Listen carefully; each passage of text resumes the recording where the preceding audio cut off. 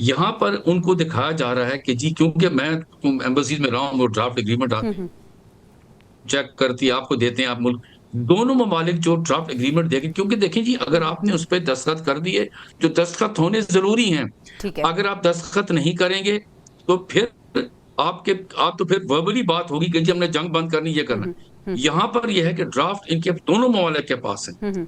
100% है। हुँ। अब उन चीज़ों पर डिस्कशन हो रही है कि हुँ। किस कि इसको इसको क्या क्या बढ़ाना है या घटाना है? ठीक किन है। पॉइंट्स पर दोनों ममालिक की यूनानिमिटी है कि हाँ ठीक जी, है। ठीक है, ये इन पर हम दस्तखत करेंगे, इस पे एग्री करेंगे और ये ज़ाहिर है टॉप लीडरशिप के पास होती है, हुँ। क्योंकि ऊपर जब आपने दस्तखत, मुझे यकीन है कि जब यहाँ यहाँ पर अब जो हुँ, हुँ। सेकंड राउंड होगा, हुँ, हुँ। उसके ऊपर वो ड्राफ्ट साथ लेकर आएँगे हुँ। और वहाँ पर बैठकर ये पर कम से कम मैं बता दूँ, बैक चैनल के अंदर काफ़ी हद तक उनकी एग्रीमेंट इस पर हो चुकी होगी। हुँ, हुँ।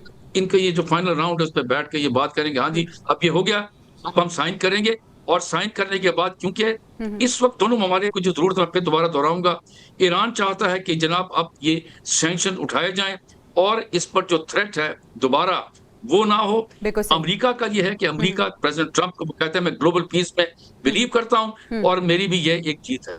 सही। अच्छा कियानी साहब, ये भी प्लीज़ क्लियर कर दीजिएगा कि ये जो ड्राफ्ट होगा, इसको फाइनल एग्रीमेंट समझा जाएगा या इनिशियल ड्राफ्ट होगा जो पहले साइन होगा और उसके बाद एक फाइनल एग्रीमेंट की तरफ जाएँगे? देखें जी, ये on the behalf of the governments होती हैं ठीक है। और फाइनल ड्राफ्ट ही होता है। अब ये ठीक, नहीं है कि इसके ऊपर ठीक, ठीक, प्रेज़िडेंट ठीक। ट्रम्प और ये ईरानी लीडरशिप साइन करेगी, नो। सही। इनकी ऑन देयर बिहाफ, हुँ। लेकिन इसके ऊपर जो जो लि जो ये बड़ा बड़ा सेंसिटिव है ये। जी। नहीं है ये जी। सेंसिटिव ट्रेड एग्रीमेंट तो नहीं है। जी, जी। ये तो सिक्योरिटी एग्रीमेंट है। बिल्कुल सही। इसमें दोनों ममालिक में अभी फिर मैं दोबारा आ रहा हूँ, हुँ। काफ़ी हद तक इन पर वो एग्री कर चुके होंगे। बिल्कुल सही। अब यहाँ पर मामला आ रहा है डूज़ एंड डोंट्स का जी, किस हुँ। पर हमने एग्री नहीं करना, हुँ। ईरान ने और अमेरिका ने, हुँ, उस हुँ। पर अब बातचीत हो रही है।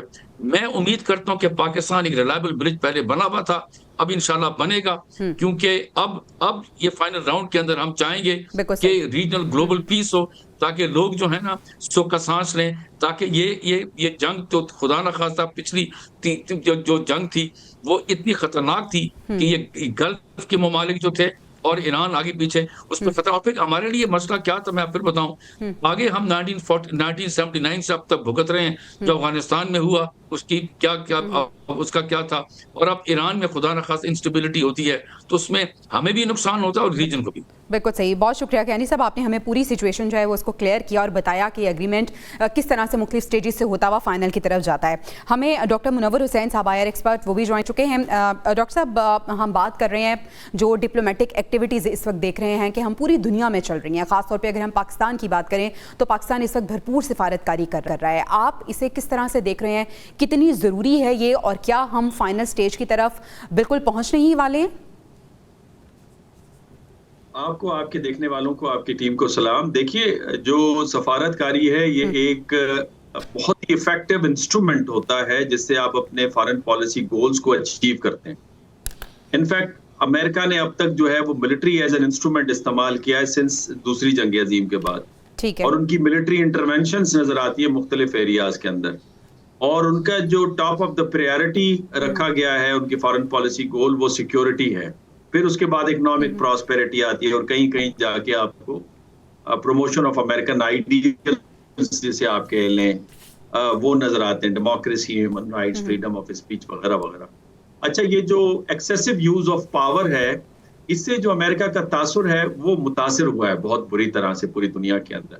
और यही वजह है कि ये जो मिलिट्री माइट का इस्तेमाल है, उस मिलिट्री माइट ने जो अमेरिका की जो पावर का असर था पूरी दुनिया में, कि एक वो रोबस्ट पावर है, अनमैच्ड पावर है, जी। और उसका फायर पावर जो है कमाल का है, वो काफ़ी हद तक हुँ, मुतासिर हुँ। हुआ है। खुद अमेरिकन जो स्ट्रैटेजिक थिंकर्स हैं, वो ये समझते हैं कि इससे अमेरिका को इतना नुकसान हुआ है कि अब किसी को मिलिट्री थ्रेट देने का ये मतलब होगा कि आप ढोल बजा रहे हैं और उस ढोल की कोई अहमियत नहीं है।